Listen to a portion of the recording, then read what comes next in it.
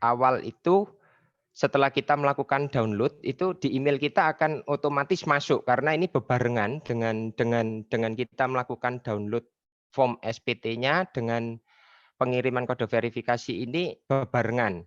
Berbeda dengan SS tadi. Kalau SS tadi kan kita isi dulu, baru kemudian setelah mau lapor baru minta kode. Kalau untuk e-form ini bersamaan. Nah, setelah kita download kemudian kita buka filenya itu pertama kali kita akan melihat form 1770 S2 di mana di sini untuk bagian A itu kita mengisikan penghasilan yang bersifat final. Permisi Pak Utomo, Iya, ini share Pak. screen-nya masih yang lama, yang bukan yang Bapak sampaikan. Oh, sorry. Ya, mungkin masih share screen-nya yang lama. Ya, Iya, makasih Pak. sorry. Ya, makasih Pak sudah diingatkan.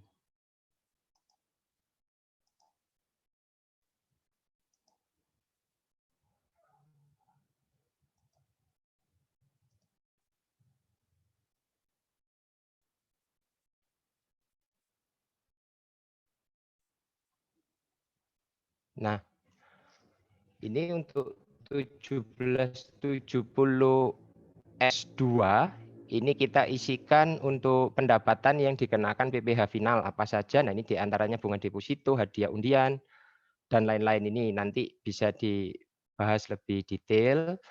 Nah, baru nanti di bawahnya tadi itu akan ada kolom untuk pengisian harta, kewajiban, dan daftar susunan anggota keluarga seperti yang tadi disampaikan Pak Ali di depan bahwa kita harus siap juga dengan KK. Kenapa? Yaitu tadi karena di sini kita harus mengisikan NIK kemudian nama gitu yang menjadi tanggungan. Nah, untuk berikutnya itu akan masuk ke 1770 S1 di mana di situ akan ada di bagian A yaitu penghasilan neto dalam negeri yang tidak termasuk objek final seperti misalkan bunga, royalti, sewa ini misalkan ada sewa menyewakan kendaraan atau apa begitu. Nah, baru kalau kita klik next ini nanti akan masuk ke penghasilan yang tidak termasuk objek pajak. Ini di bawahnya yang tadi kita masih di form yang sama, cuman ini di tabel bawahnya untuk penghasilan yang bukan merupakan objek pajak dan di bawahnya lagi kita harus menginputkan bukti potong yang kita terima dari pemberi kerja. Nah, ini adalah contoh form bukti potongnya. Yang perlu kita perhatikan di sini adalah NPWP dan nama pemotong untuk kita isikan di kolom 1, kolom 2, kemudian nomor bukti potong ini yang ada di atas sendiri, kita pindah ke sini, kolom 3, kemudian untuk tanggal bukti potong bisa kita dapatkan di bagian bawah dari bukti potong ini, kemudian kita isikan kode pasal 21 karena ini berkaitan dengan pekerjaan. Nah, sedangkan untuk jumlah PPh yang dipotong berapa, itu kita ambil dari bagian bawah sendiri. Ini kita isikan di sini. Nah, kemudian kita akan klik selanjutnya. Setelah selanjutnya kita akan masuk ke induk. Di bagian induk ini nanti yang perlu diisi, pertama itu biasanya di nomor telepon ini kalau kita belum terdata, dia akan berwarna merah. Nah, untuk setiap yang masih berwarna merah ini, kalau dalam setiap lembar masih berwarna merah, kita nggak akan bisa berpindah-pindah form. Apakah itu kembali atau itu kita melanjutkan, Bapak Ibu. Jadi ini harus diisi nomor telepon, kemudian kita menentukan status kewajiban perpajakannya, entah itu KK, HB, PH, atau MT. Nah, baru kemudian kita akan masuk ke pengisian penghasilan neto. Nah, pengisian penghasilan neto ini kita ambil lagi dari form 177121 yang kita terima dari perusahaan. Nah, itu kita bisa dapatkan dari baris 12. Untuk kita ketikkan di sini secara manual. Nah, kalau kemudian untuk penghasilan neto dalam negeri lainnya itu ada yang tadi kita isi yang di form sebelumnya. Yang kuning-kuning ini berarti dia akan ngeling dari lembar-lembar yang kita isi sebelumnya, Bapak Ibu. Kalau yang putih ini berarti kita entry secara manual begitu. Termasuk apabila misalkan kita ada penghasilan dari luar negeri. Nah, kemudian pada baris kelima ini kalau ada zakat dan sumbangan yang bersifat wajib yang dapat mengurangi penghasilan kena pajak. Nah, turun ke bawah di section B, ini di sini kita akan diminta untuk mengisi status PTKP. Nah, ini nanti kalau kita statusnya K, itu di bawah akan muncul drop down seperti ini untuk kita tentukan kita statusnya mau K1, K0, 2 atau 3. Demikian juga nanti KI, kalau KI juga akan muncul seperti ini. Nah, tinggal kita statusnya mau ada di mana, nanti angka di sini akan secara otomatis muncul. Kemudian akan terhitung penghasilan kena pajaknya. Nah, PPh yang telah dipotong itu dari hasil kita tadi mengisi, yang kita mengisi 1721A1 tadi. Baru kemudian kalau ada PPh 24 itu sehubungan dengan kalau di atas tadi kita ngisi penghasilan luar negeri, kalau memang ada kita input secara manual sebagai pengurang, baru didapat angka jumlah PPh terutang kita berapa. Nah, ini PPh terutang kita sekian dan telah dipotong oleh pihak lain sekian, maka PPh yang harus dibayar sendirinya nihil. Kemudian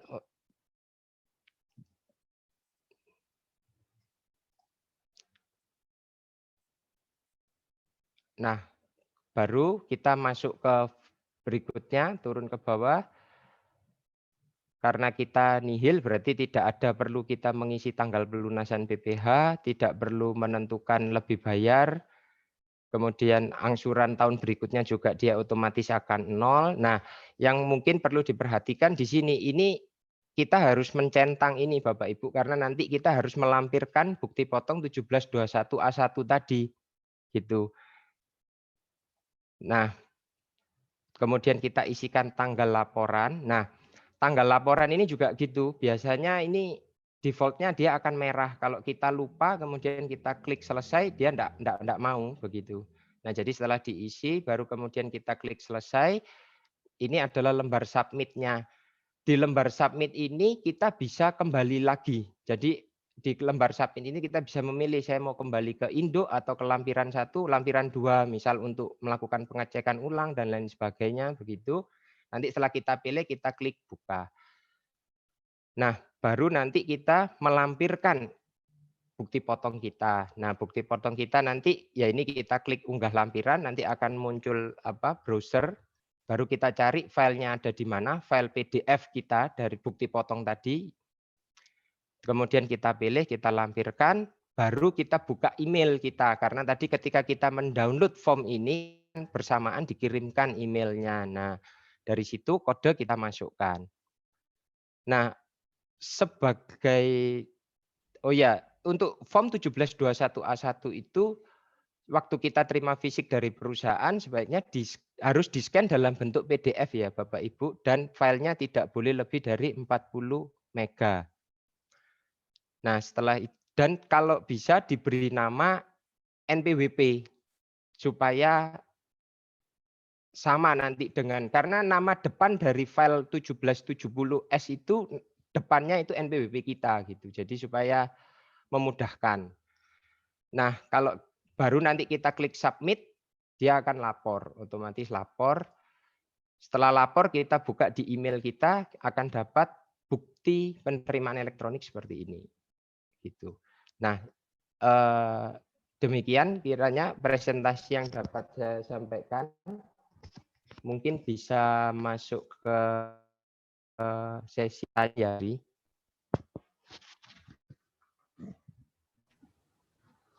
Baik, terima kasih banyak Pak Utomo, presentasinya sungguh luar biasa. Semoga teman-teman semua yang ada di room ini pagi hari ini bisa terinspirasi, bisa mendapatkan manfaat atas pengetahuan yang telah Pak Utomo sharekan pagi hari ini. Oke, untuk chat tanya jawab sudah saya buka. Ada pertanyaan pertama, Pak. Itu dari Pak Faisal Samyanto. Ya. Jadi begini, tadi pertanyaan pertama sama Pak Thomas tadi pertanyaan pertama. Waktu tadi masih sambil menunggu Pak Utomo, Pak Thomas ada bertanya, kalau ada seseorang karyawan yang berhenti bekerja sebagai karyawan di tengah tahun, kemudian dia mendapatkan A1 sesuai dengan masa kerjanya tahun itu, dan pada selanjutnya dia berubah profesi menjadi seorang wira swasta. Mohon petunjuknya Pak Utomo untuk Pak Thomas ini, Pak. Bagaimana kasusnya? Ya, terima kasih. Iya, terima kasih Pak Ferry dan Pak Thomas untuk pertanyaannya. Menurut saya dengan berubahnya status itu berarti sudah melakukan kegiatan usaha. Nah, apabila sudah melakukan kegiatan usaha, maka untuk pelaporannya harus masuk ke form 1770 secara umum, karena begitu nanti kita menjawab pertanyaan yang di pertama tadi, begitu kita ditanya itu kan langsung ditanya apakah saudara melakukan kegiatan usaha atau pekerjaan bebas. Di situ begitu itu kita centang ya, maka langsung akan diminta untuk download form 1770 begitu. Baik. Saya kira begitu Pak Ferry. Nah, bahwa kemudian nanti di form 1770 juga masih bisa dikreditkan itu Pak untuk apa namanya bukti potong 1721A1-nya. Jadi nggak perlu khawatir itu. Gitu. Baik. Saya kira begitu Pak Ferry. Baik, berarti nanti penghasilannya baik dari sebagai karyawan maupun sebagai wira swasta bisa dijadikan satu di dalam form 1770 itu ya Pak? Nanti akan Iya, muncul begitu Pak kewajiban Ferry. pajaknya masing-masing bagaimana. Ya. Iya, Oke. begitu Pak. Selanjutnya Pak Utomo, ini ada rekan kita Pak Faisal Samianto. Beliau bertanya Pak, jika seorang direktur itu memiliki 5 bukti A1, maksudnya 1721 A1, dan istrinya juga punya beberapa bukti potong. Mungkin saya ada sedikit pertanyaan ke Pak Faisal. Bukti potong yang dari istri itu sifatnya bagaimana ya Pak? Apakah dari beda perusahaan atau di satu perusahaan yang sama tapi beda bulan? Misalnya seorang agen asuransi atau kemudian seorang marketing properti itu juga kan dia bisa memiliki beberapa bukti potong tapi dari satu perusahaan yang sama. Ya, itu mohon nanti Pak Faisal bisa mungkin diberi keterangan di chatnya lagi supaya nanti Pak Utomo bisa lebih jelas lagi untuk menjawabnya bagaimana. Nah, sementara ini sambil menunggu Pak Faisal, Pak Faisal ini mengisi SPT-nya itu menggunakan form 1770, Pak. Ya, Iya. mohon petunjuknya Pak Utomo bagaimana untuk kasusnya Pak Faisal. Terima kasih, Pak. Ya, terima kasih Pak. Untuk pertanyaan dari Pak Faisal, mungkin itu benar. Saya kira saya sependapat dengan Pak Ferry untuk yang terkait dari istri diperlukan ya. Tapi kalau untuk direktur dengan ada 5 bukti potong, mungkin ini bisa saya asumsikan dia menjabat di beberapa tempat begitu ya mungkin. Sama-sama sebagai 1721A1 begitu ya Pak. Ya. Nah, apabila diasumsikan kondisinya seperti itu, menjabat di beberapa tempat, mungkin selaku profesional menjabat direktur di PTA, juga di PTB dan PTC, maka mungkin itu masih bisa Pak, masih bisa menggunakan form 1770 karena kriteria form 1770 itu dapat digunakan untuk karyawan yang bekerja baik dari satu pemberi kerja maupun lebih dari satu pemberi kerja. Sepanjang memang itu penghasilannya memang benar-benar sebagai sebagai karyawan ya Pak dengan bukti potong 1721A1. Tentunya konsekuensinya akan timbul kurang bayar, dan mengakibatkan nanti di tahun-tahun berikutnya akan muncul kewajiban angsuran PPh 25. Berbeda dengan seperti tadi yang contoh saya sampaikan yang memang benar-benar nihil karena itu bekerja di satu tempat begitu. Saya kira untuk yang dari sisi suaminya mungkin sudah clear ya Pak ini. Sedangkan nanti untuk istri harus menunggu informasi lebih lanjut begitu ya Pak Ferry? Ya, ya Pak. Oke, Ya. sementara kita lanjut dulu ke pertanyaan berikutnya ya Pak, sambil kita lihat tadi keterangan di bawah bagaimana.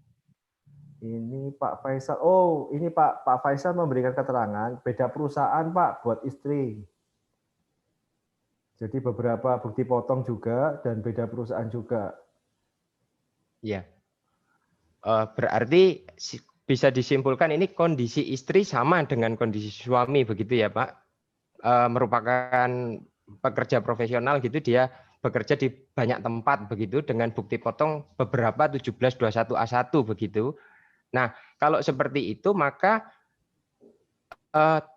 tetap bisa menggunakan 1770S Pak. Cuman perbedaannya adalah untuk penghasilan istri tidak bisa dilaporkan sebagai penghasilan istri dari satu pemberi kerja. Karena kalau dari satu pemberi kerja itu kan nanti final tidak diperhitungkan lagi untuk kurang lebih bayar pajaknya gitu. Tapi kalau ini nanti harus digabung dan akhirnya akan terhitung menambah di kurang bayar pajaknya begitu. Baik. Saya kira begitu Pak Ferry. Baik. Semoga jelas. Ya jelas kok Pak. Ya. Nanti mungkin kalau Pak Faisal kurang jelas boleh nanti menambahkan lagi di bawah. Ya. Ya. Oke, pertanyaan selanjutnya Pak dari Bu Aninta Purnomo. Mau nanya pada kolom harta, misalnya saya beli rumah baru dari developer nilainya 550 juta, termasuk PPN senilai 10 juta, 50 juta. Dan ada biaya naik ke SHM senilai 10 juta. Bagaimanakah Bu Aninta melaporkan di dalam lampiran harta untuk nilai dari rumah tersebut? Apakah hanya DPP saja atau termasuk PPN atau termasuk sama biaya naik ke SHM-nya? Ya. Mungkin lebih tepat ini nanti untuk yang room 5 mungkin Pak ya. Ya, betul, betul. Khawatir overlap nanti. Betul. Bagaimana Pak Ferry? Ya, saya juga sama karena kita saat ini posisinya masih untuk cara bagaimana mengisi penghasilan kita. Ya, jadi belum masuk ke bagaimana untuk menyimpulkan kenaikan harta, penurunan harta, dan lain sebagainya, utang, waris, dan lain-lain. Bu Aninta nanti boleh sambung lagi nanti kita di room yang berikutnya ya Bu, room 5 ya. Ya, oke, terima kasih Pak. Untuk Bu Shirley Aliyama, hampir sama dengan pertanyaan Pak Faisal. Bedanya istrinya bekerja di satu perusahaan sebagai sales asuransi. Itu apakah bisa dimasukkan di yang penghasilan final istri dari satu pemberi kerja atau dihitung kembali? Ya, mohon petunjuknya Pak Utomo. Ya, baik untuk Ibu Shirley. Sepanjang penghasilan kalau statusnya ini sebagai pekerja bebas Bu ya di perusahaan asuransi, sepanjang tes halo Pak, Ya. suara saya apa terdengar jelas ya Pak? Jelas Pak. Oh ya, Ya. baik. Jadi begini, kalau untuk sales asuransi itu kan umumnya bukan sebagai pegawai tetap ya Bu, kan itu sebagai pekerja lepas begitu kan, pekerja dinas luar istilahnya kalau di pajak itu. Kalau sebagai pekerja dinas luar asuransi yang kemudian bertugas untuk mencari customer seperti itu, maka itu kategorinya sebagai pekerja bebas. Kalau sudah sebagai pekerja bebas seperti itu, maka harus masuk ke 1770 Bu. Harus masuk ke 1770, nanti bukti potong dari perusahaan asuransinya itu akan digunakan sebagai kredit pajak di 1770 berbarengan dengan bukti potong dari suaminya. Nah, berbeda kalau kemudian misalkan bekerja di perusahaan asuransi tadi memang sebagai pegawai tetap, itu beda. Kalau sebagai pegawai tetap bisa final, tidak mempengaruhi perhitungan pajak di akhir. Nanti akan bisa tetap nihil seperti yang contoh tadi saya sampaikan, begitu. Saya kira begitu Pak untuk Bu Shirley.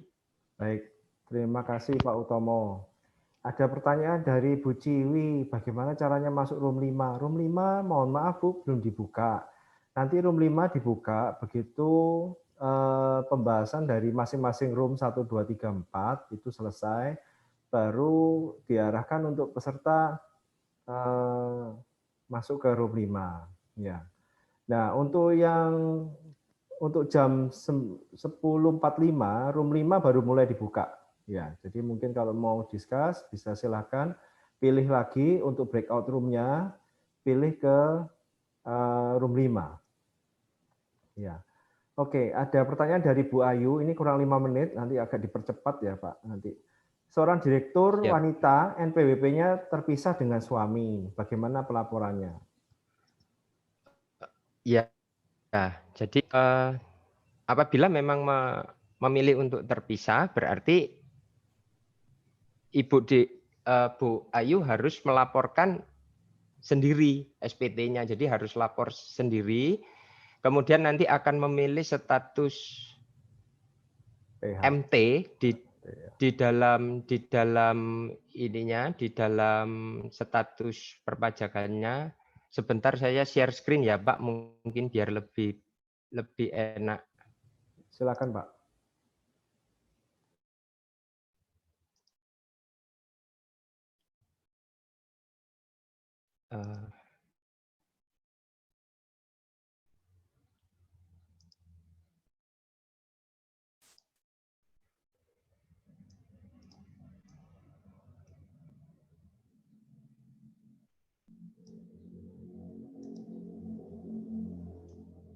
Nah, jadi nanti Bu Ayu harus memilih kode MT di sini, Bu.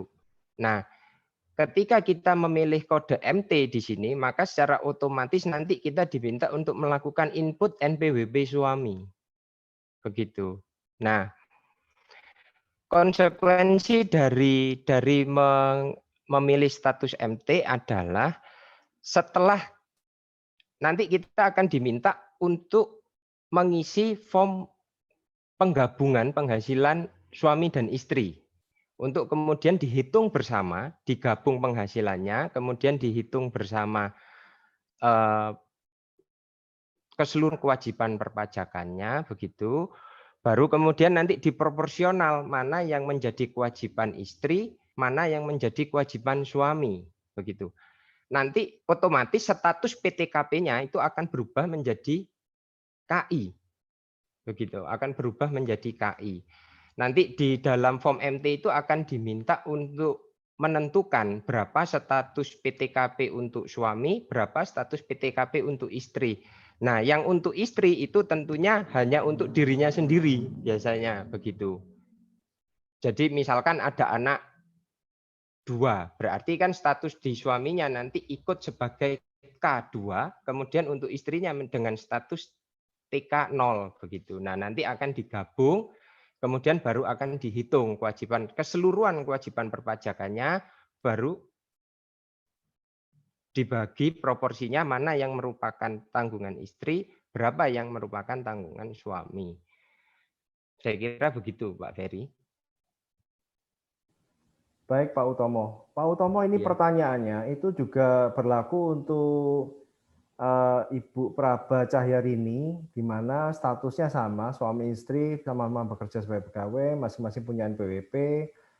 Berarti jawabannya bisa diaplikasikan di sini ya, bukan disebut tidak kawin, tapi dimasukkan di status MT, sehingga nanti langsung muncul NPWP-nya suami tadi ya.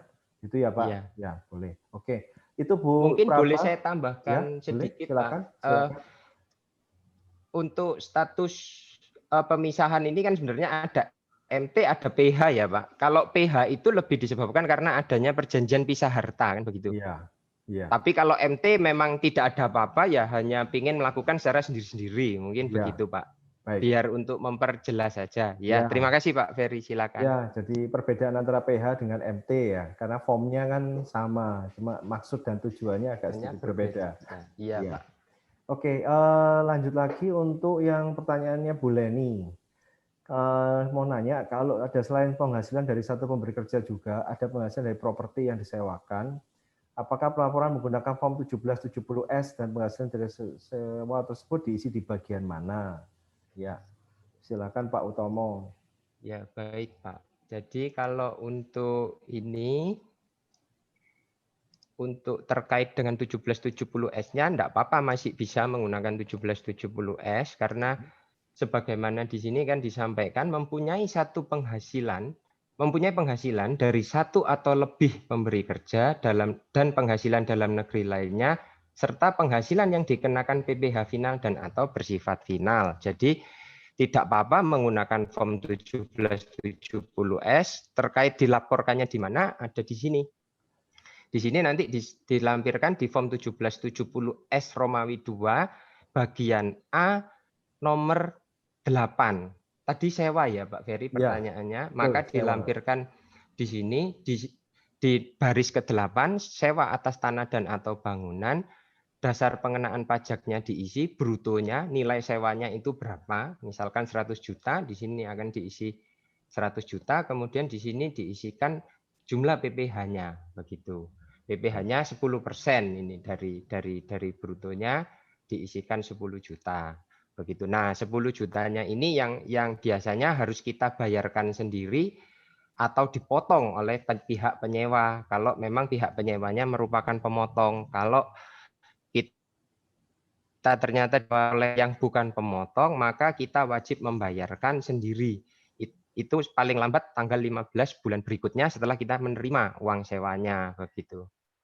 Baik. Saya kira, Ferry. Baik. Terima kasih banyak Pak Utomo. Nah, untuk yang pertanyaan selanjutnya, dari Bu Feni. Pak, ya. kalau pegawai tapi tidak tetap, SPT-nya apa ya? Lalu jika istri bekerja, namun suami tidak bekerja dan tidak ber-NPWP, siapa yang harus melapor? Ada pertanyaan lagi tambahan, Bu Penny. Kalau anaknya 4, apakah bisa dibagi ditanggung SPT suami 3, istrinya 1? Ya, ini silakan Pak.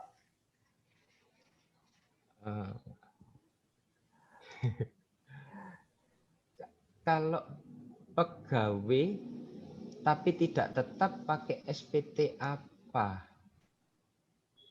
Kalau pegawai tidak tetap, kalau mungkin bisa lebih konkret ini ya Pak. Kira-kira contohnya seperti apa ini Pak? Ya pegawai tidak tetap. Tadi Bu Feni tadi ada raise hand.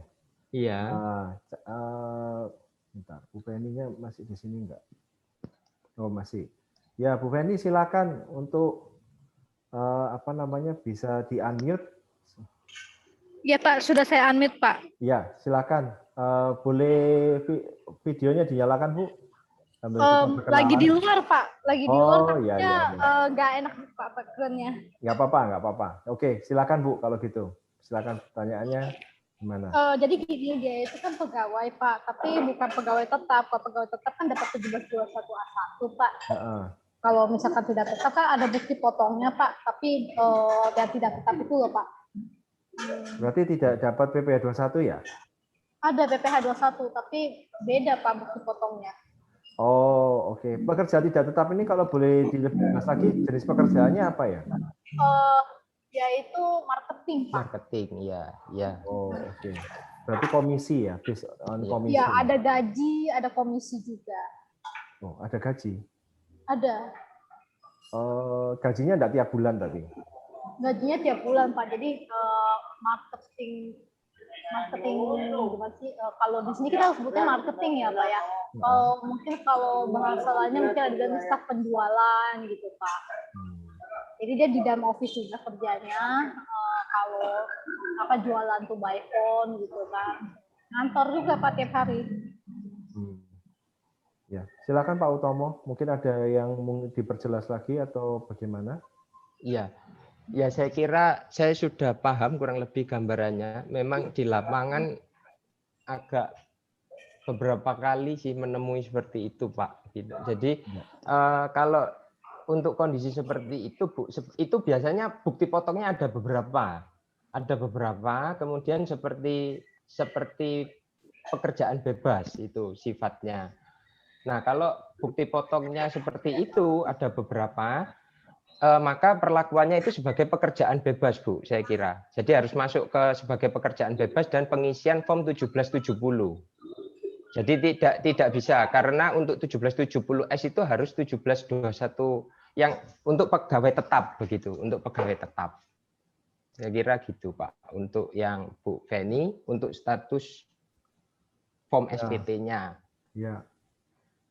Kemudian kalau terkait anak 4 ditanggung suami 3 di istrinya 1, saya kira juga tidak bisa karena kan maksimal itu KI 3.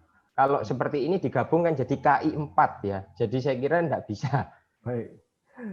Gitu. Pak. Nah, kalau ini tadi ya, saya kira gitu, Pak ya. Untuk Bu ya. Feni cukup mungkin ya. Iya, ini ada tambahan satu lagi punya Bu Feni ini kalau suaminya tidak punya NPWP dan tidak bekerja, ya berarti harus istri ya yang lapor ya. Karena kan sebagai yang menerima penghasilan ya. Iya Pak, iya. Ya, oke. Bu Aninta, ada pertanyaan kalau mau bikin cara bayar pajak final, betul Bu harus bikin kode billing dulu di website DJP Online, nah baru kemudian bayar di ATM. Ya, mungkin dari Pak Utomo ada mau tambahkan untuk yang Bu Aninta? Enggak, saya kira ya sudah. Nanti bisa dibayar di ATM dengan memasukkan kode billingnya itu. Baik. Begitu, Pak. Baik. Ya. Oke, sekarang room 5 sudah dibuka. Jadi apabila tidak ada pertanyaan lebih lanjut, saya akan tutup room ini untuk kemudian nanti kita lanjut di room 5. Nah, cuma sebelum pindah, kita akan foto bersama sebentar ya. Bisa minta tolong dianukan.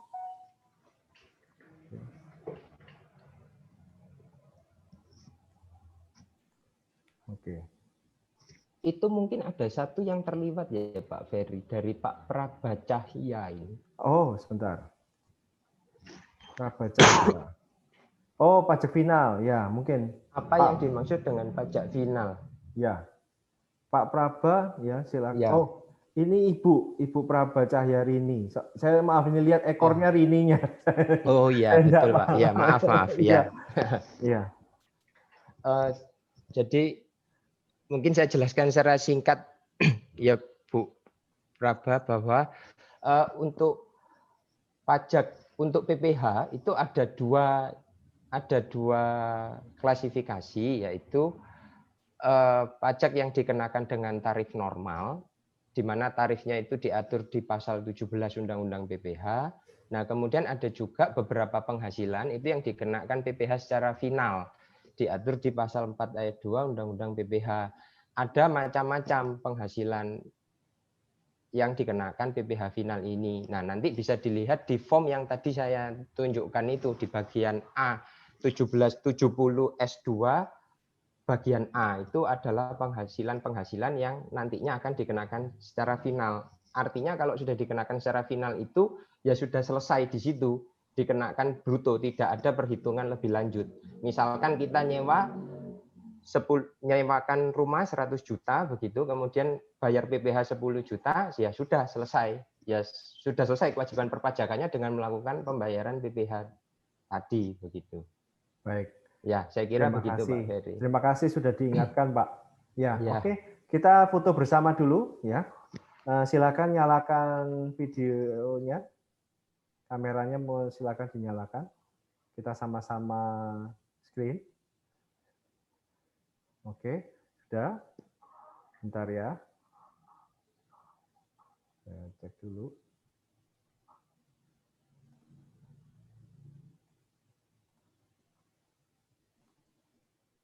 Oke, sip. Ya, baik. Terima kasih. Terima kasih banyak sudah berperan sekali untuk Pak Utomo. Terima kasih untuk sharingnya, untuk teman-teman semua, Bapak Ibu sekalian. Terima kasih banyak untuk apa yang sudah. Semoga apa yang di-sharingkan ini bisa menjadi manfaat untuk kita semua. Silakan Bapak Ibu untuk live room pindah ke room 5. Ya, terima kasih. Terima kasih.